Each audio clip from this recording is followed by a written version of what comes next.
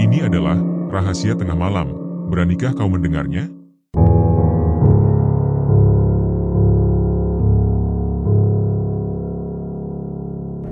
Sejak keluarga Rinto menempati rumah barunya, berbagai peristiwa ganjil mulai terjadi dan perlahan-lahan meneror kehidupan mereka. Semuanya bermula dari Fani, si bungsu, yang seringkali menghilang ketika senja mulai turun.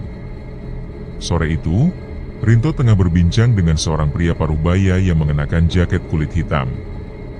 Rinto menanyakan kesiapan rumah barunya, sementara pria tersebut memastikan bahwa seluruh renovasi sudah selesai, kecuali bagian pintu belakang yang masih perlu perbaikan. Rinto tak terlalu khawatir akan hal itu, karena ia berencana memperbaikinya sendiri saat ada waktu luang. Mesin air dari sumur juga sudah berfungsi baik, dan aliran listrik pun sudah tersambung ke seluruh bagian rumah. Dengan nada lega, Rinto menyampaikan rencananya untuk pindah pada akhir pekan itu. Ia pun berharap mendapat sedikit bantuan jika pria tersebut tidak terlalu sibuk. Pria yang dipanggil Pak Agus itu sempat terdiam, menghela napas, lalu menatap tajam ke arah Rinto yang saat itu masih fokus dengan pekerjaannya di laptop. Ia tampak ragu, lalu menyampaikan pertanyaannya dengan suara yang sangat hati-hati, mempertanyakan apakah Rinto benar-benar yakin ingin menempati rumah itu. Rinto membalas pertanyaan itu dengan penuh keyakinan. Baginya, rumah tersebut merupakan amanah yang harus dijaga. Ia juga yakin bahwa lingkungan pegunungan yang masih alami akan memberi ketenangan dan mempercepat pemulihan kondisi istrinya. Namun, Pak Agus kembali menyuarakan kekhawatiran. Letak rumah yang jauh dari pusat kota akan menyulitkan dalam memenuhi kebutuhan sehari-hari. Selain itu, rumah itu sudah lama tak berpenghuni, dan kemungkinan besar sudah ada penghuni lain yang menetap di sana. Meski begitu, Rinto menanggapi ucapan itu dengan santai. Ia tidak mempercayai hal-hal mistis semacam itu. Bagi dirinya, sesuatu yang tak terlihat bukan berarti tidak ada. Tapi, dunia manusia dan dunia lain memang hanya dipisahkan oleh lapisan tipis. Ia tetap bertekad menempati rumah tersebut. Pak Agus menginformasikan bahwa ia tidak bisa ikut membantu pindahan karena ada tugas keluar kota. Namun, adiknya, Ilham, akan menggantikan peran itu dan membantu proses kepindahan keluarga Rinto. Dengan sopan, Rinto menyampaikan rasa terima kasihnya atas bantuan Pak Agus selama ini, terutama dalam renovasi rumah tersebut. Ia pun menyerahkan sebuah amplop putih yang cukup tebal sebagai bentuk pelunasan atau mungkin rasa terima kasih. Pak Agus menerima amplop itu sambil tersenyum kaku, lalu berujar bahwa hal itu memang sudah menjadi bagian dari pekerjaannya sebagai pengusaha pertukangan. Setelah pamit, ia pun pergi meninggalkan Rinto yang kembali melanjutkan pekerjaannya. Berkas-berkas kepindahan harus segera dirampungkan. Sementara itu, istri dan ketiga anaknya, Deva, Rini, dan Fani, sudah menunggu di halaman. Mobil pengangkut barang-barang pun sudah terparkir sejak tadi. Deva, yang tampak mulai tak sabar, memanggil Rinto. Ia pun segera merespons sambil mengunci pintu rumah. Perjalanan mereka kali ini akan cukup memakan waktu, sehingga Rinto mengingatkan anak-anaknya agar memanfaatkan kesempatan terakhir untuk ke toilet sebelum berangkat. Setelah semuanya masuk ke dalam mobil, Deva yang sudah beranjak remaja segera asyik dengan game di ponselnya, sementara Rini sibuk bersuah foto. Fani, si bungsu, tampak menikmati pemandangan lalu lintas dari balik jendela. Setelah sekitar 1 jam perjalanan, Deva mulai merasa tidak nyaman. Ia mengeluhkan pegal pada pinggangnya karena terlalu lama duduk. Sementara itu, mereka mulai memasuki jalur berbatu setelah melewati tikungan terakhir. Jalan beraspal telah berganti menjadi jalur penuh debu dan kerikil, yang diapit oleh pepohonan liar dan lebat di sisi kanan dan kiri. Cahaya matahari pun perlahan menghilang, terhalang oleh rapatnya dedaunan. Suasana menjadi mencekam. Ketiga anak mulai merasa tidak nyaman. Mereka menyadari bahwa jalanan itu sangat sepi, nyaris tak terlihat satupun manusia, dan sinyal ponsel pun lenyap sepenuhnya. Hal itu membuat Rini panik, karena ia merasa tidak akan bisa bertahan tanpa bisa terhubung dengan media sosialnya. Rinto mencoba menenangkan mereka dengan mengatakan bahwa sinyal hanya bisa ditemukan di luar rumah, bukan di dalamnya. Tiba-tiba, Fanny menunjuk ke arah sebuah pohon besar di pinggir jalan. Apa yang dilihatnya memancing reaksi kakak-kakaknya. Mereka mulai berspekulasi tentang kemungkinan makhluk halus, namun Rinto berusaha menetralisir suasana dengan menyebutkan bahwa yang dilihat mungkin hanya orang yang sedang mencari jamur atau berburu. Namun, ketegangan meningkat ketika mobil mereka terpaksa berhenti karena sebuah pohon besar tumbang dan menghalangi jalan. Rinto dan para sopir pun turun, mencoba menyingkirkan pohon tersebut. Namun, upaya mereka tidak membuahkan hasil karena batangnya terlalu besar. Ilham menyarankan untuk memotong pohon tersebut, dan mereka pun mulai menggergaji batang itu dengan alat seadanya. Sementara itu, Deva dan adik-adiknya keluar dari mobil dan duduk di pinggir jalan dengan alas sandal.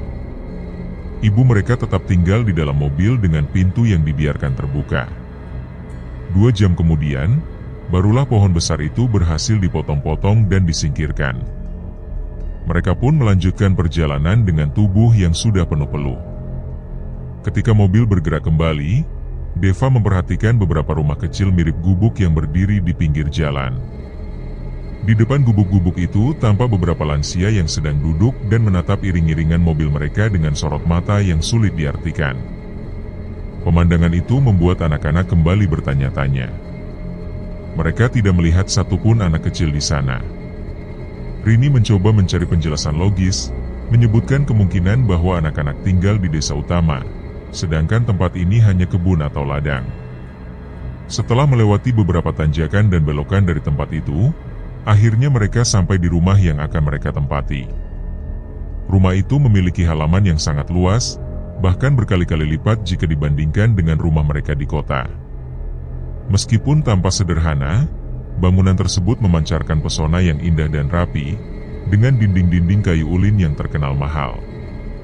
Pelataran depannya begitu besar, namun keindahan sejati dari rumah itu justru terlihat saat mereka masuk ke dalam. Deva dan Rini dibuat terkesima oleh pelataran dapur yang sangat luas, dikelilingi pagar-pagar unik yang memisahkannya dari area sekeliling. Dari sana, terbentang pemandangan menakjubkan, pepohonan hijau dan perbukitan yang seolah tak berujung.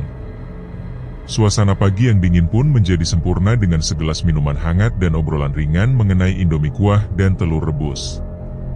Sementara itu, sang ibu meminta Deva untuk mengeluarkan kelinci dan kucing peliharaan adiknya dari dalam mobil. Tanpa banyak bicara, Deva melangkah keluar dan membawa hewan-hewan tersebut ke pelataran dapur. Namun, sesuatu terasa berbeda. Kedua pasang hewan itu tidak berlarian seperti biasanya, bahkan sesekali mengeluarkan suara seolah sedang marah. Kejanggalan itu sempat menimbulkan tanya, namun mereka berasumsi bahwa mungkin hewan-hewan itu belum terbiasa dengan lingkungan baru.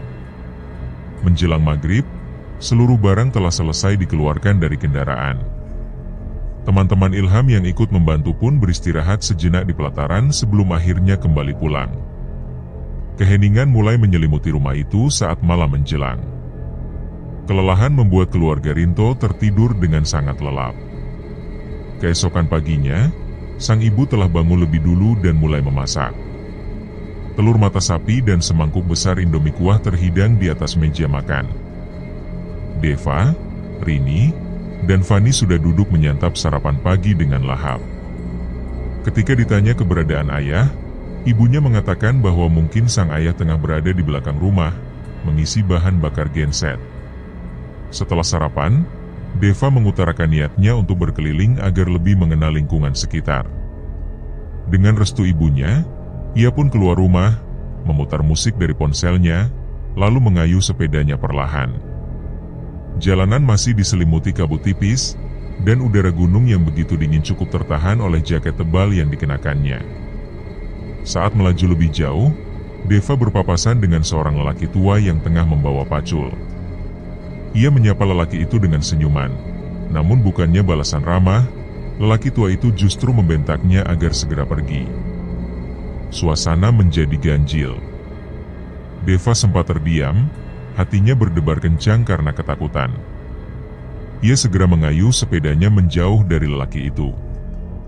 Jalanan di depan semakin gelap, diselimuti kabut yang makin menebal, memaksa Deva untuk berbalik arah.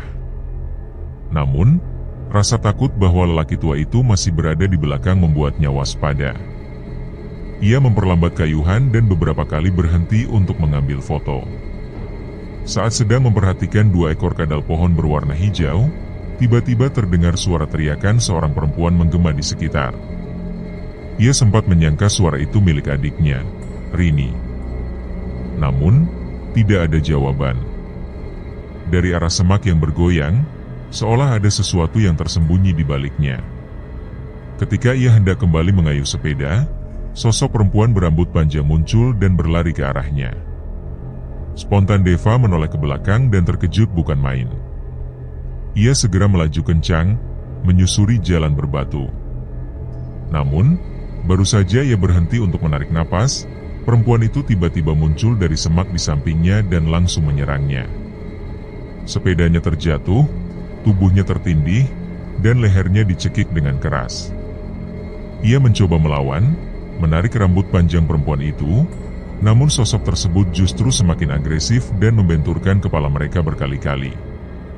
Pandangannya mulai kabur, darah mengalir dari hidungnya, dan akhirnya semuanya menjadi gelap. Ketika sadar, Deva sudah berada di rumah. Di sana, ia melihat lelaki tua yang sempat ditemuinya di jalan. Orang tuanya tampak lega melihatnya sudah siuman. Ternyata, lelaki tua itu adalah orang yang menolongnya setelah diserang oleh seorang perempuan yang memang dikenal kerap berkeliaran dan menyerang warga. Lelaki tua itu juga yang mengantarkan Deva pulang bersama Rini. Deva sempat merasa bersalah karena telah mengira lelaki tua itu kurang waras. Ternyata, orang tersebut justru menyelamatkan nyawanya. Sang kakek menceritakan bahwa perempuan yang menyerangnya sudah lama menjadi masalah di desa. Beberapa kali mencoba dikurung, namun tidak pernah berhasil karena keluarganya menolak. Seandainya kejadian itu terjadi di kota besar, mungkin perempuan tersebut sudah lama dibawa ke rumah sakit jiwa. Dengan suara tegas, sang kakek memperingatkan agar anak-anak tidak lagi bermain hingga ke daerah yang sama, karena sangat berbahaya. Rinto dan istrinya mengucapkan terima kasih atas pertolongan yang diberikan. Mereka sadar, kadang yang waras harus menghindar, karena tak semua bisa diluruskan. Selama 1 minggu terakhir, Rinto masih disibukkan oleh berbagai urusan perpindahan. Selain itu, ia juga harus bolak-balik ke sekolah demi menyelesaikan proses pendaftarannya. Pada hari itu, Rini, Fani, dan ibunya memutuskan untuk pergi berbelanja ke desa besar yang letaknya cukup jauh dari rumah mereka. Sementara itu, Deva memilih tinggal di rumah dan menikmati waktu luangnya dengan bermain game di rumah pohon yang terletak tepat di depan kediaman mereka. Hanya di tempat itu sinyal internet bisa berjalan dengan lancar. Sebelum naik ke rumah pohon, Deva terlebih dahulu menyiapkan minuman serta beberapa camilan untuk menemaninya bersantai. Hampir setengah jam ia duduk di sana, tenggelam dalam keseruan permainan di ponselnya, hingga tiba-tiba perutnya terasa mulas. Permainan pun terpaksa dihentikan, dan ia segera berlari kecil masuk rumah tanpa menoleh ke kiri atau ke kanan, langsung menuju toilet untuk buang hajat. Selesai dari toilet, Deva tidak langsung kembali ke rumah pohon. Ia memilih masuk ke kamar lebih dulu untuk mengambil bantal dan obat nyamuk. Namun, saat hendak keluar dari kamar, pintu tersebut terasa sangat berat, seolah ada sesuatu yang menahannya dari luar. Dengan kesal, ia berusaha membuka pintu itu beberapa kali, bahkan sempat menendangnya. Baru setelah itu, pintu berhasil terbuka. Ia sempat bertanya-tanya dalam hati dan memeriksa bagian engsel pintu tersebut.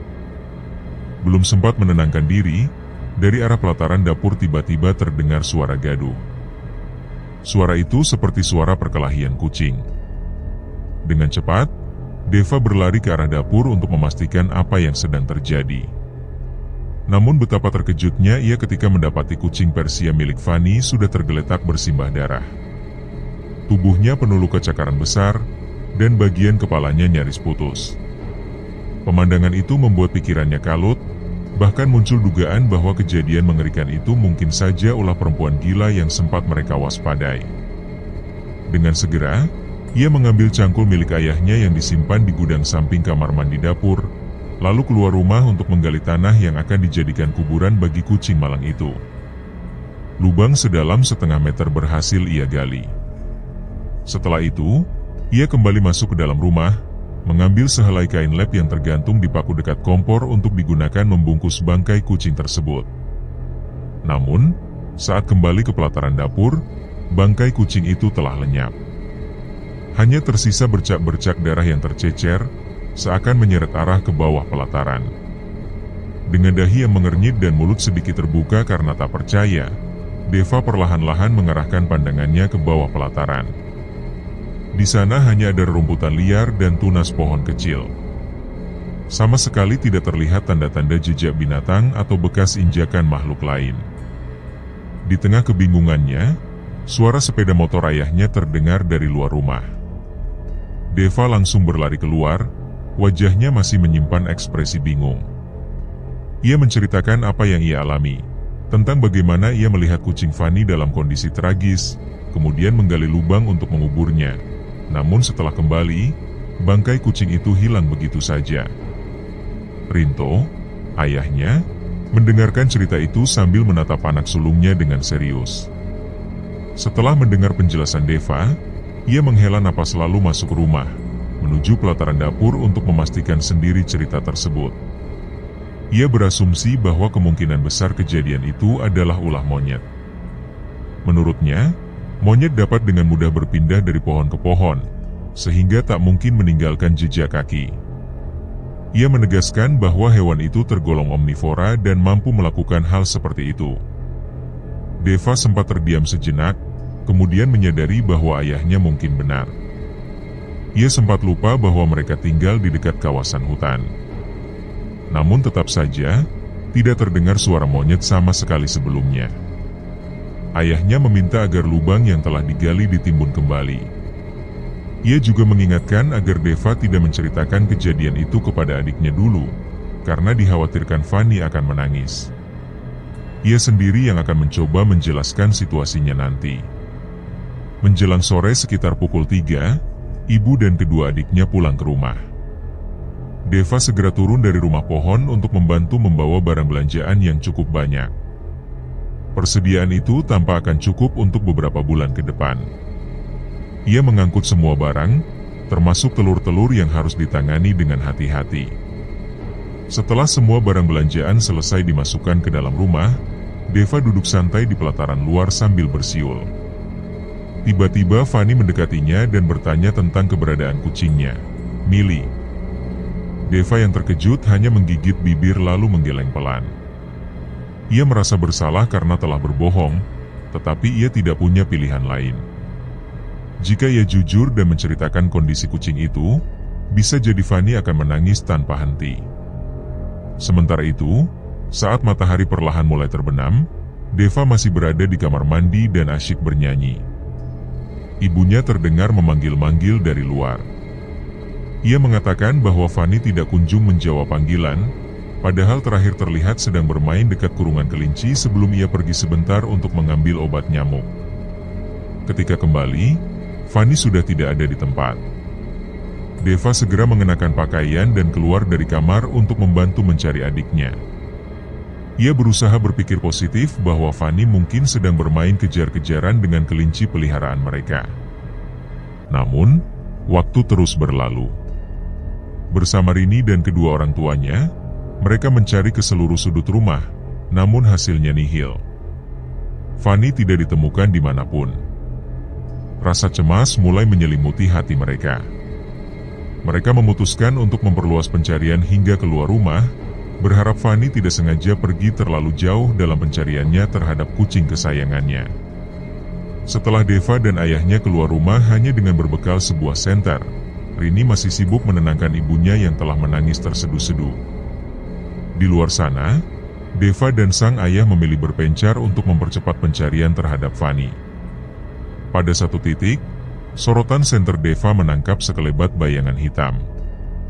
Ketakutan mulai merayap dalam dirinya, mengingat pengalaman sebelumnya saat dirinya diserang oleh seorang perempuan gila.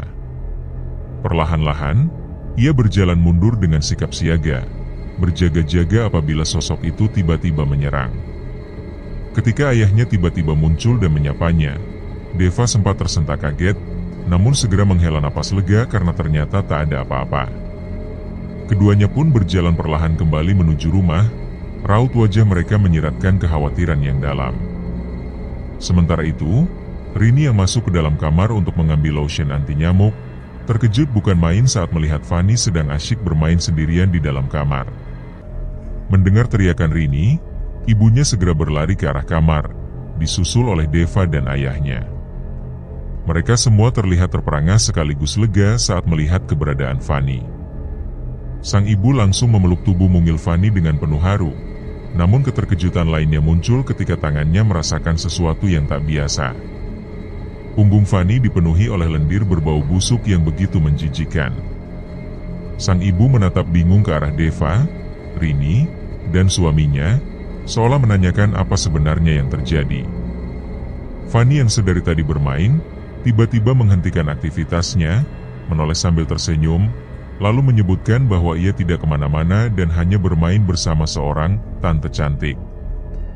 Jawaban polos itu membuat Rini dan Deva terbelalak, namun ayah mereka segera menegur dan menyarankan keduanya untuk langsung menuju meja makan. Setelah Fanny dimandikan dan tubuhnya dibersihkan dari lendir menjijikan tersebut, mereka mulai menikmati makan malam bersama. Seusai makan, Deva beranjak ke depan televisi dan mencari kaset film ular raksasa yang belum sempat ia tonton sebelumnya. Rini yang duduk di sebelahnya ikut terbawa suasana film, mengomentari betapa mengerikannya jika ular sebesar itu benar-benar ada di dunia nyata. Ia bahkan menggambarkan betapa mengerikannya jika sampai bertemu dengan ular sebesar pohon kelapa, dan menyebut bahwa sekali bertemu bisa langsung dijadikan santapan oleh sang ular. Rini kemudian berinisiatif untuk membuat coklat hangat, dan menawarkan Deva apakah ia ingin dibuatkan juga. Setelah Rini pergi ke dapur, Deva kembali menonton film tersebut. Adegan menegangkan menampilkan orang-orang yang sedang menyeberangi rawa, sementara seekor ular besar diam-diam mengincar mereka dari kejauhan. Saat salah satu tokoh ditarik oleh ular itu, tiba-tiba suara Rini mengejutkan Deva dari belakang. Rini berdiri tepat di belakang kursi Deva, lalu menatap layar televisi dengan sorot mata yang tak berkedip, mengulang pertanyaan mengenai kepercayaan terhadap keberadaan makhluk seperti itu. Namun layar televisi justru memperlihatkan sesosok perempuan bergaun putih yang lusuh dan dipenuhi darah. Seketika, suasana berubah. Deva berusaha bersikap tenang dan mencoba mengalihkan pembicaraan dengan menanyakan coklat hangat yang dijanjikan. Namun suara Rini dari arah dapur memanggilnya untuk datang. Nafas Deva terasa berat dan jantungnya berdetak lebih cepat saat ia perlahan menoleh ke belakang, menyadari bahwa lampu rumah telah padam. Suara jeritan dari dapur membuatnya segera berlari menghampiri Rini. Untungnya, sang ayah segera datang dengan membawa senter dan menjelaskan bahwa telah terjadi gangguan pada genset. Beberapa saat kemudian, listrik kembali menyala. Rini yang sempat memegang baju kakaknya, segera melepaskannya. Deva kemudian bertanya apakah Rini memang berada di dapur selama ini. Rini menjelaskan bahwa ia hendak membuat coklat hangat, namun karena air panas belum tersedia, ia memutuskan untuk memasaknya terlebih dahulu. Namun di tengah proses itu, ia teringat bahwa sebelumnya ia sedang membuat masker di kamar, sehingga ia memanggil Deva untuk berjaga sebentar. Saat itulah listrik padam tiba-tiba. Deva menelan ludah berkali-kali. Ia mencoba meyakinkan diri bahwa apa yang baru saja dialaminya hanyalah mimpi buruk. Rini sempat menggoda sikap Deva yang terlihat tegang dan mengingatkan bahwa tadi ia berteriak cukup kencang karena takut gelap. Meski film di televisi masih berlangsung, namun perhatian Deva tidak sepenuhnya tertuju pada layar. Pikirannya terus dipenuhi oleh kejadian aneh dan mengerikan yang baru saja ia alami. Ayah mereka kemudian mengingatkan bahwa mereka harus tidur lebih awal karena besok sekolah sudah dimulai. Berbeda dari biasanya, Deva langsung bangkit dan menuju ke kamarnya. Ayahnya yang heran sempat bertanya pada Rini, Namun sang adik mengaku tidak tahu apa yang sedang terjadi dengan kakaknya. Malam itu, Deva belum juga bisa terlelap. Matanya menatap langit-langit kamar tanpa berkedip. Ketukan tiba-tiba terdengar dari lantai di bawah kasurnya. Deva segera menghentakkannya dengan kakinya, berharap suara itu berhenti. Ketukan pun menghilang, dan ia mengira bahwa suara itu hanyalah ulah hewan liar yang sedang mencari makan. Seiring berjalannya waktu, kantuk perlahan mulai menyerang, dan akhirnya ia tertidur. Keesokan paginya, suasana rumah tampak sibuk. Rini sibuk mencari buku tulis barunya, yang ternyata sudah disiapkan dan diletakkan oleh Deva di atas lemari. Setelah berpamitan dan menyalami kedua orang tuanya, Deva dan Rini mengayuh sepeda masing-masing menuju sekolah. Jalanan yang mereka lalui masih belum beraspal dan dipenuhi batu-batu yang bisa membahayakan jika tidak hati-hati. Beberapa penduduk terlihat sedang menjemur padi dan menatap keduanya dengan pandangan lekat. Sesampainya di dekat sekolah, Rini merasa heran karena perhatian berlebihan dari warga sekitar. Sekolah mereka terlihat kumuh dan kurang terawat, bahkan tidak memiliki pagar. Deva menanggapi bahwa hal tersebut wajar mengingat mereka adalah pendatang baru di daerah itu, dan menyarankan agar tak perlu ambil pusing. Rini akhirnya memilih untuk mempercepat langkahnya dan menuntun sepedanya ke arah tempat parkir. Halaman sekolah tergenang air, membuat jalan tanah di sekitarnya menjadi becek dan licin. Rini dan Deva pun berpisah, melangkah menuju kelas masing-masing. Di kelasnya, Rini ternyata menjadi pusat perhatian. Wajah cantiknya yang berbeda dari kebanyakan siswi lain membuatnya menonjol. Ia bahkan mendapatkan perhatian khusus dari wali kelas. Namun, justru karena hal itu, banyak siswi lain yang menatapnya dengan pandangan tidak bersahabat. Hari pertama sekolah yang seharusnya menyenangkan malah menjadi awal dari kesendiriannya, karena tak ada satupun teman yang menyapanya dengan ramah. Berbeda dengan Rini, Deva justru mudah membaur. Selain berwajah tampan, ia juga pandai bergaul. Hampir semua teman sekelasnya, terutama siswi-siswi perempuan, menyukainya. Ketika waktu istirahat tiba, Rini hanya duduk sendirian di depan warung kecil di dekat sekolah sambil meminum teh kotak dan memakan sepotong roti. Sementara itu, Deva menghampirinya tanpa rasa sungkan, lalu menyeruput teh milik Rini hingga membuat gadis itu kesal. Namun, akhirnya mereka bercanda dan berbicara ringan. Deva berusaha menenangkan adiknya yang merasa risih dengan sikap siswa-siswa lain, menjelaskan bahwa mungkin saja itu adalah cara mereka menyambut murid baru. Ia juga mengingatkan bahwa lingkungan sekolah baru memang berbeda dengan sekolah lama mereka, jadi butuh waktu untuk beradaptasi. Setelah perbincangan singkat itu, Rini pamit kembali ke kelas. Sebelum pergi, ia dengan santai menyuruh Deva membayar makanan dan minuman yang tadi ia konsumsi. Meski kesal, Deva akhirnya mengalah dan membayar semuanya. Sementara itu di rumah, sang ibu sedang sibuk merapikan berbagai pekerjaan rumah. Fanny, anak bungsu di keluarga itu, asyik bermain sendiri di dalam kamar. Ketika ibunya lewat di depan kamar, ia mendengar suara tawa lain dari dalam. Khawatir jika ada orang asing masuk tanpa sepengetahuannya, ia pun langsung menerobos masuk ke kamar Fanny. Namun, di dalam tidak ada siapa-siapa selain anaknya sendiri. Fanny menatap ibunya dengan ekspresi polos dan bingung saat ditanya sedang berbicara dengan siapa. Ia menjawab bahwa dirinya hanya berbicara dengan tante cantik, sosok yang menurutnya tinggal di rumah itu dan sering bermain serta tertawa bersamanya. Sang ibu mulai merasa heran karena Fanny selalu menyebut sosok itu, padahal tidak ada seorang pun di rumah selain mereka. Ketika sang ibu meminta Fanny menunjukkan di mana tante cantik itu berada, gadis kecil itu menunjuk ke arah belakang ibunya. Saat sang ibu berbalik, ia hanya melihat gambar kartun yang tertempel di dinding. Meski merasa aneh, ia berusaha menenangkan diri dan menganggap itu hanyalah imajinasi anak kecil. Meski merasa aneh, ia berusaha menenangkan diri dan menganggap itu hanyalah imajinasi anak kecil. Namun, dalam hati ia merasa tak nyaman dan mulai berpikir lebih jauh. Sore harinya, Saat Deva dan Rini pulang, mereka mendapati rumah dalam keadaan kosong.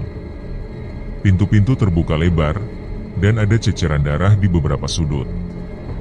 Jantung mereka seperti berhenti berdetak sesaat. Ketika mereka masuk lebih dalam, ternyata ibu dan Fani sudah tidak ada. Rasa cemas menyelimuti keduanya. Rini bertanya-tanya kemana perginya ibu dan adiknya. Deva berinisiatif mencarinya dan menyuruh Rini menghubungi sang ayah. Ia mengambil pisau dapur sebagai bentuk perlindungan diri, lalu berkeliling ke sekitar rumah sambil terus memanggil ibunya. Beberapa ratus meter dari rumah, ia menemukan ibunya terbaring di atas semak berduri. Dengan panik, ia berlari dan memeluknya. Luka besar tampak menganga di dahi sang ibu. Meski kesulitan, Deva berusaha mengangkat tubuh ibunya, namun akhirnya ia hanya bisa memangku kepalanya sambil berharap ibunya segera siuman. Ketika kesadaran ibunya mulai kembali, ia langsung menyebut nama Fani dengan panik. Deva mencoba menenangkan, lalu meminta ibunya menceritakan apa yang sebenarnya terjadi. Dengan suara terbata, sang ibu menjelaskan bahwa saat itu ia sedang mencuci baju, lalu mendengar teriakan dari kamar. Karena panik dan tergesa-gesa, ia terpeleset karena sabun di kakinya dan kepalanya terbentur pecahan kaca yang entah dari mana asalnya. Setelah itu, ia langsung berlari ke kamar Fani, namun ruangan itu sudah kosong. Mainan berserakan di lantai, namun tak ada tanda-tanda keberadaan Fani.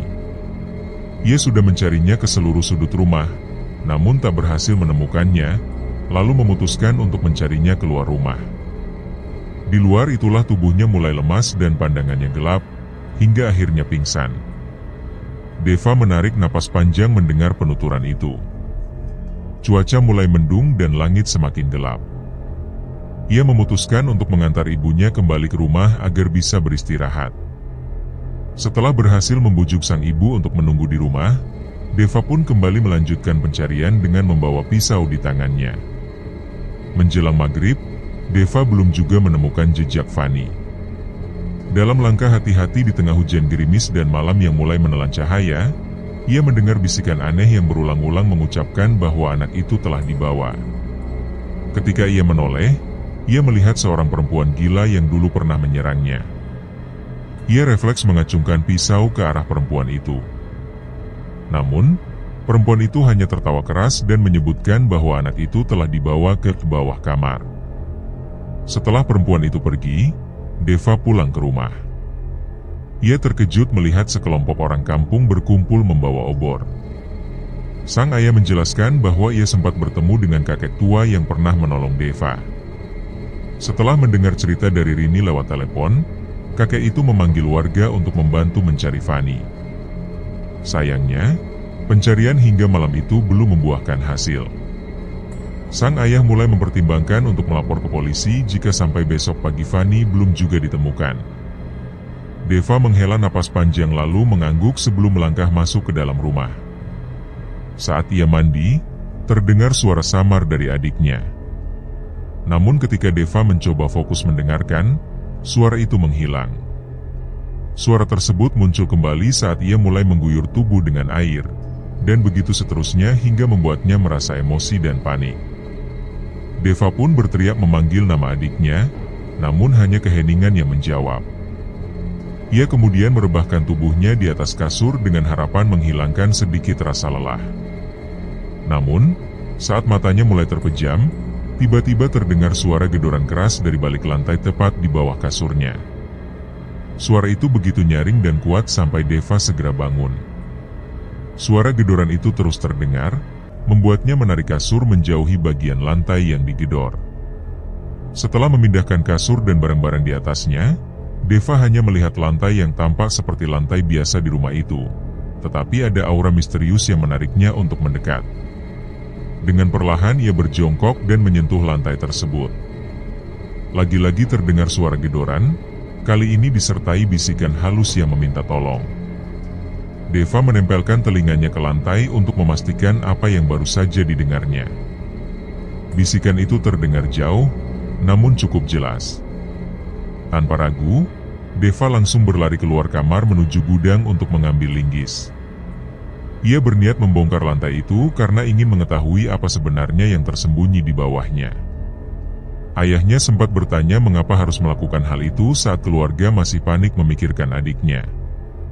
Namun Deva hanya ingin memastikan apa yang sebenarnya ada di bawah sana, terutama karena perempuan gila yang mereka temui sebelumnya pernah menyebutkan tentang sesuatu di bawah kamar. Mendengar penjelasan itu, ayahnya menghela napas kesal, tetapi akhirnya membiarkan Deva melakukan apa yang ingin ia lakukan. Hampir 1 jam berlalu sebelum lantai itu berhasil dibongkar, namun tidak ditemukan sesuatu yang mencolok. Tapi saat Deva menghentakkan ujung linggisnya ke tanah, terasa benda keras yang beradu dengan linggis. Karena penasaran, ia mulai menggali tanah tersebut dengan linggis dan menemukan sebuah kotak besi berkarat yang sebagian masih terkubur. Alisnya berkerut karena kotak itu tampak sudah lama terkubur di sana. Setelah kotak berhasil dikeluarkan, Deva mencoba membuka kuncinya yang sangat kuat. Ia tidak menyerah dan terus berusaha hingga kunci itu akhirnya rusak dan kotak tersebut terbuka. Di dalamnya terlihat sebuah keris yang dililit kain kuning usang, bersama 7 ukiran kecil berbentuk kepala manusia dengan 7 helai rambut di masing-masing kepala. Deva terlihat bingung dengan penemuan tersebut. Ketika Deva hendak memanggil ayahnya, tiba-tiba muncul perasaan aneh yang menghipnotisnya. Tangannya perlahan menyentuh keris tersebut dan mulai membuka kain kuning yang melilitnya. Setelah kumpang keris terbuka, isi keris berwarna kuning keemasan terlihat sangat indah dan memukau Deva. Namun tanpa diduga, kedua tangan Deva seolah terbakar. Rasa panas itu naik perlahan sampai ke lengan. Seseorang wanita cantik mengenakan gaun putih indah muncul dan meminta agar ia dimandikan dengan air bunga 7 rupa yang dicampur minyak wangi, kemudian dilumuri minyak ikat baburi. Wanita itu berjanji akan selalu hadir saat Deva membutuhkan. Deva terkejut dan kebingungan dengan apa yang baru dialaminya. Ia bertanya-tanya apakah wanita itu nyata atau hanya hayalan sesaat. Ia memandang keris yang ada di tangannya, berdoa agar jika perempuan tadi adalah penunggu keris itu, maka ia mau membantu mencari adiknya. Sebuah energi aneh mengalir melalui darahnya, terasa hangat dan nyata. Tiba-tiba keris itu terlepas dari genggaman dan berdiri sendiri, bergerak ke kiri dan ke kanan, lalu terjatuh. Deva terpana melihat kejadian itu. Ia yang sebelumnya tidak percaya pada hal mistis, kini mulai yakin bahwa dunia gaib memang ada. Napasnya naik turun, menunggu apa yang akan terjadi selanjutnya. Tidak lama kemudian, keris itu bergetar dan mengeluarkan asap tipis dari ujungnya. Terlihat noda merah kental seperti darah muncul di permukaannya. Deva dibuat ternganga dan matanya membelalak tak percaya. Suara teriakan panik ibunya terdengar dari luar kamar. Deva segera berlari keluar dan mendapati ibunya memeluk panik seorang yang tampaknya sudah tidak sadarkan diri. Ibunya meminta Deva untuk segera memanggil ayah dan memberitahu bahwa Fanny sudah ditemukan di kamar. Tanpa membuang waktu, Deva berlari keluar rumah menyusul ayahnya yang sedang mencari Fanny di dalam hutan bersama warga kampung lainnya. Deva berlari tanpa mengenakan alas kaki, duri dan batu dari tanaman liar melukai telapak kakinya, tapi hal itu tidak menghentikan langkahnya. Dari kejauhan terlihat obor yang dibawa oleh orang-orang kampung menyinari sekitar hutan. Deva berseru bahwa Fanny sudah ketemu sambil berlari mendekati mereka. Orang-orang saling bertatapan dan berjalan mendekat ke arah Deva. Semua mengikuti langkahnya menuju rumah. Fanny yang ditemukan masih belum sadarkan diri. Tubuhnya dipenuhi lendir berbau amis dan busuk. Seorang warga menyebutkan bahwa anak itu mungkin disembunyikan oleh kuntilanak. Rinto terdiam, tak percaya dengan kejadian tersebut, namun mengiyakan karena dulu di lokasi rumah itu ada pohon besar yang dikabarkan dihuni makhluk halus termasuk kuntilanak. Warga menjelaskan bahwa daerah itu dulunya masih hutan, dan saat pemilik tanah ingin menebang pohon besar tersebut untuk membangun rumah, beberapa kali percobaan penebangan selalu gagal dengan kejadian aneh seperti mesin pemotong patah, kecelakaan penebang, dan ranting besar yang jatuh.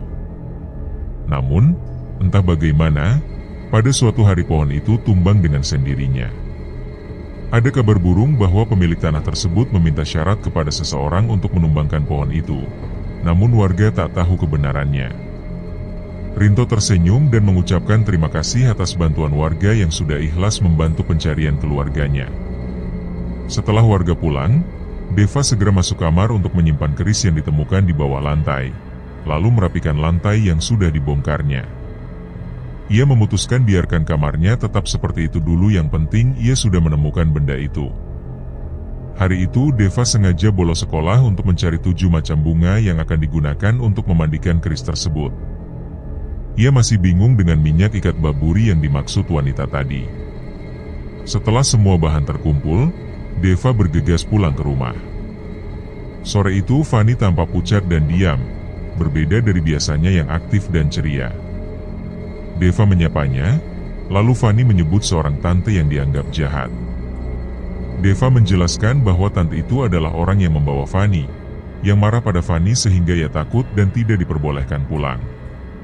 Deva menenangkan Fani bahwa sekarang semuanya sudah aman karena sudah ada ibu, ayah, kakak, dan Karini yang akan selalu menjaga.